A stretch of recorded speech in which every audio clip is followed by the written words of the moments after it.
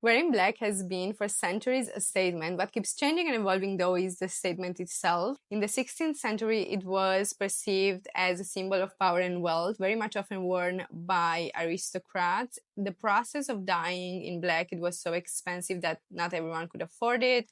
And that's why it was very luxurious to wear black. In the 18th century, it becomes the color that poets and artists wear. One quote of Van de Millimeter, it's perfect for this. How do you imagine a poet in a bright yellow jacket? Probably not. It becomes the color of grief with Queen Victoria, who wears black for 40 years to mourn her husband. So during the Victorian era, black is no longer poetic. It becomes the color of funerals. It's Coco Chanel that takes this color and turns it into a symbol of modern female independence. The concept behind was to design a dress that every woman could wear. Black goes back to being a symbol of power, this time of female independence. In 1947, Christian Dior drops the new look. The skirt was full, the corset was tight. That meant creating a very sexual, for the time being, a very sexual silhouette. It started to be associated with a very specific type of woman, a woman that's expensive, that's very much in charge, and that she enjoys her own femininity. In the 70s, with the punk movement and Vivienne Westwood, wearing black became the uniform of subcultures. Black is now the fuck you of fashion, basically. Wearing it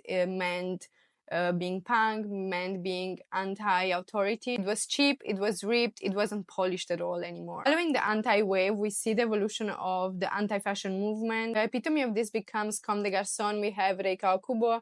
We have Yohji Yamamoto, who says about the color black that it's modest and arrogant at the same time. Yohji is one of those designers that uses black mostly to make everything else disappear and lets only the cut be the focus of everything. Besides, we also see the Antwerp 6 collective using a lot of black fabrics, some more than others. For example, Van de Millimeter. She once said, black is not sad, it's poetic. She's the one that associates again this color with artists, with poets, with musicians. It's not only the anti-fashion designers that make this color so popular in the 90s, it's also John Galliano, who in 1994 has a whole show just made by black fabric because it was the only one that he could afford. Because this was the only thing that he had, he focused on design really. So black became the canvas that helped him just showcase his talent. I'm fascinated by the fact that this color is still fashion's most reliable tool because of it being so loaded with symbolism and also the psychology behind it. You know, it's like,